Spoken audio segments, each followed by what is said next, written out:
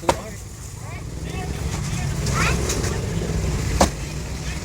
đa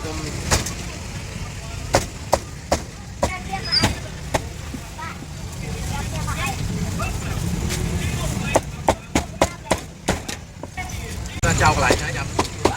Ôi nó trao lại.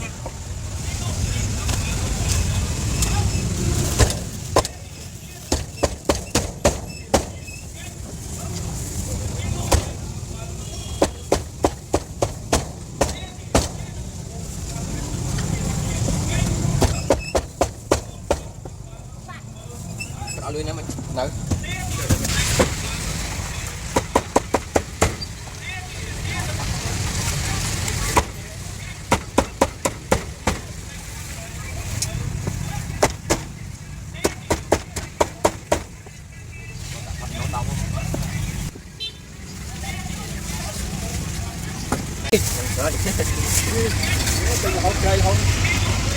Lại canh mối nha. Tiền cặp tiền. Đây này. Đây năm chó. Đây trâu đấy. Đấy lấy cái tôi của rưỡi mấy. Đấy. Tôi không muối mấy. Có nhờ là cuốn đó.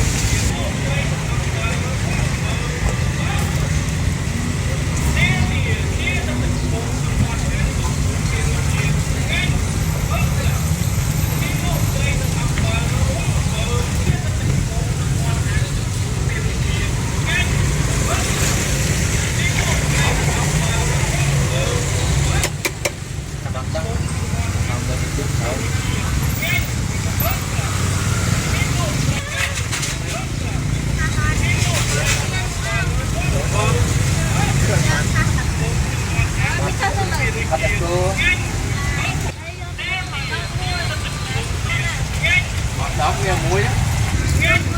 70 ngàn. 70 ngàn.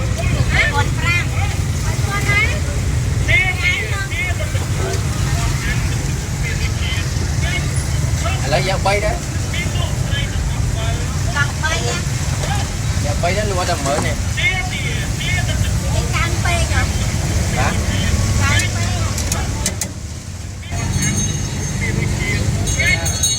Dạ phân hết. Anh lo lửa này khang nó yên.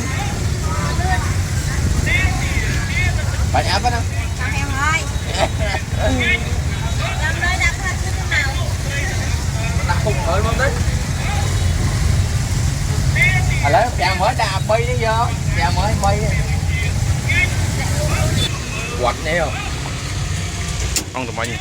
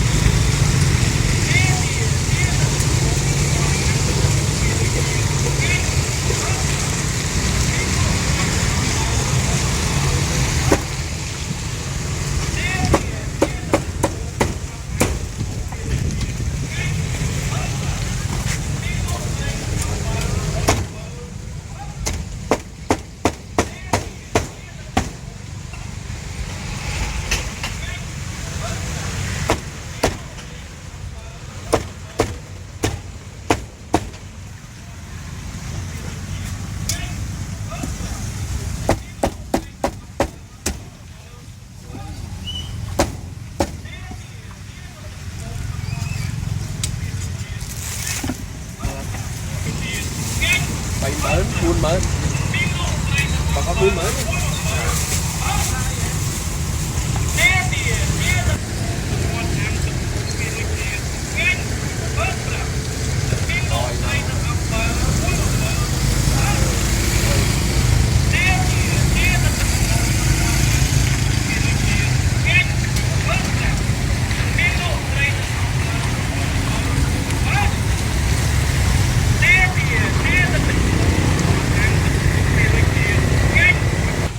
vào cho chụp ra lại hôm nay rồi nha bốn xe chạm luôn rồi có nè.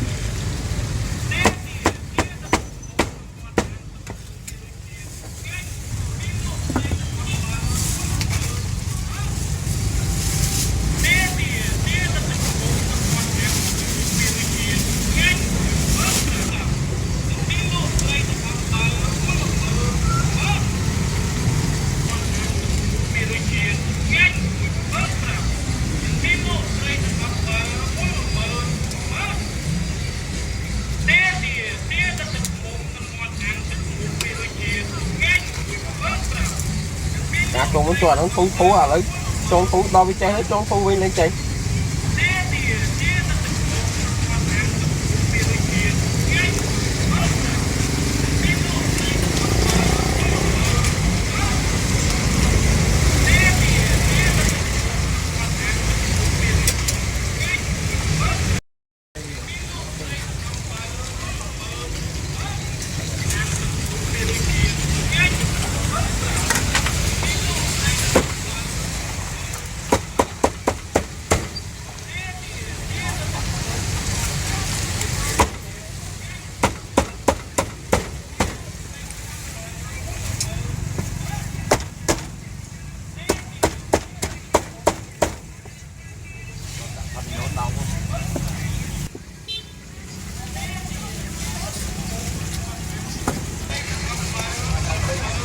tiếp ra đây nè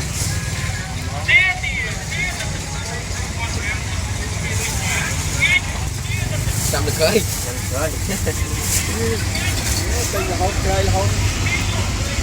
lại canh môi nè nè nè môi ha đây không nó quá đấy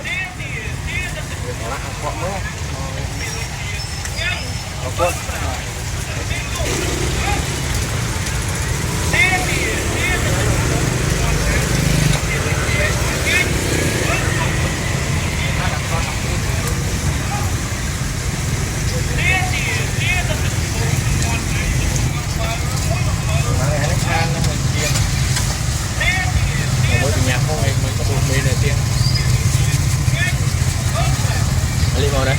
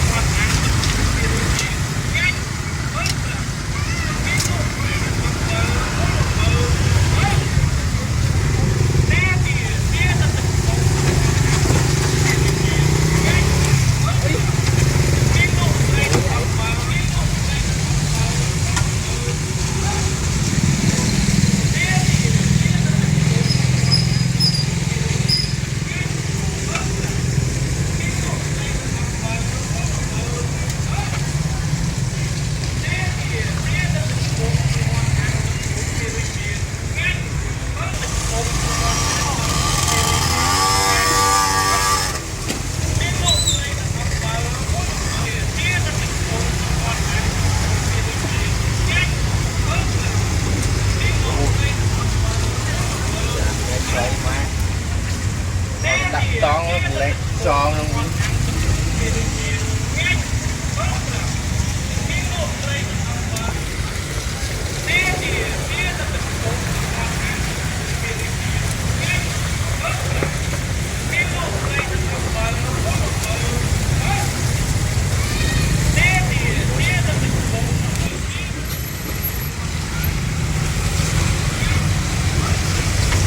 mũ đập họ xuống nói hay không?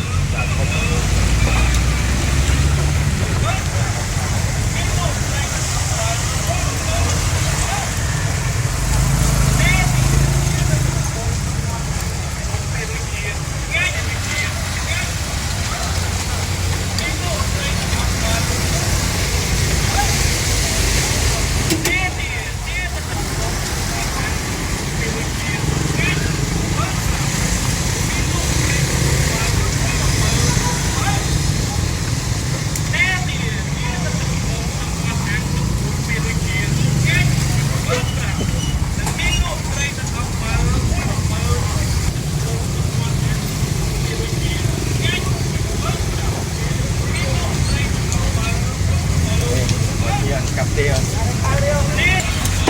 tê nam chó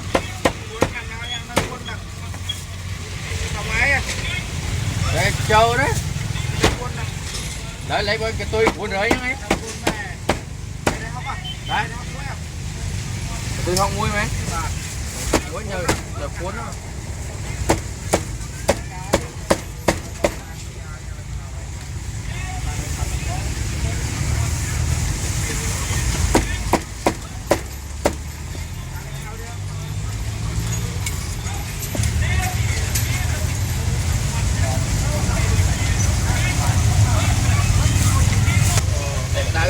Ba là muối nè, đắng ngay rồi hạt tinh ba là muối này, chả nó cái dở oi, lại coi không? Ba là muối này, phải buông muối rồi.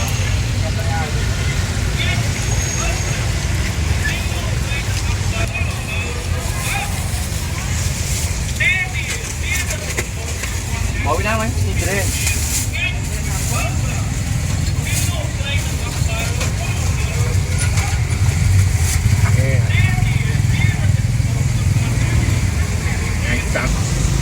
Hả? Con xe con khổ cái này mình hộp hộp. Thằng hộp thanh mới ba má phải.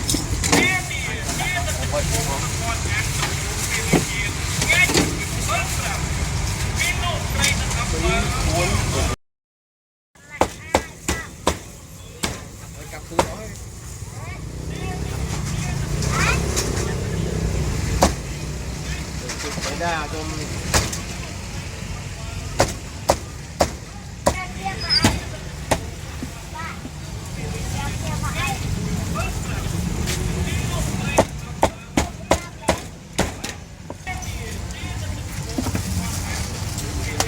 không bao hồi ăn kia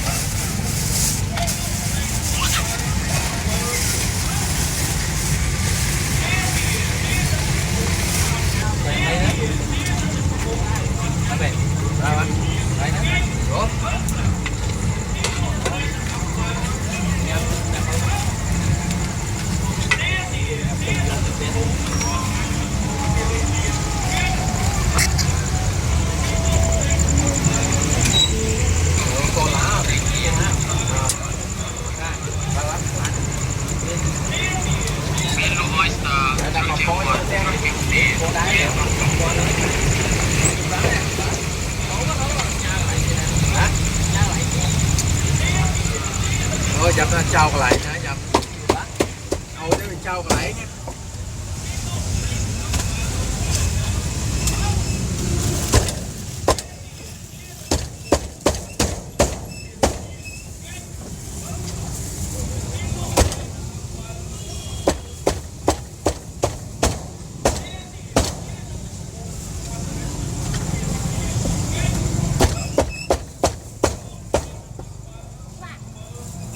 Ở lưới nữa mình nở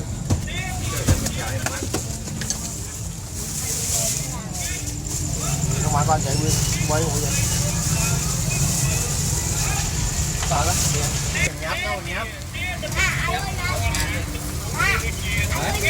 mình nói tao thì mình nói mà Đâu vậy áo em free ơi ngay. À, con. Ba.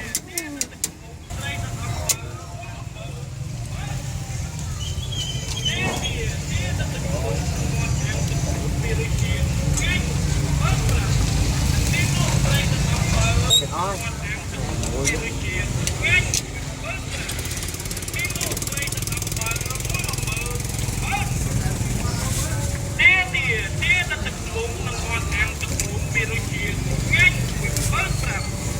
Đó bạn.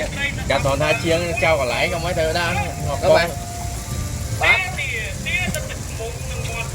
Đó bạn. tinh hôn lâm đã đấy Đây là con.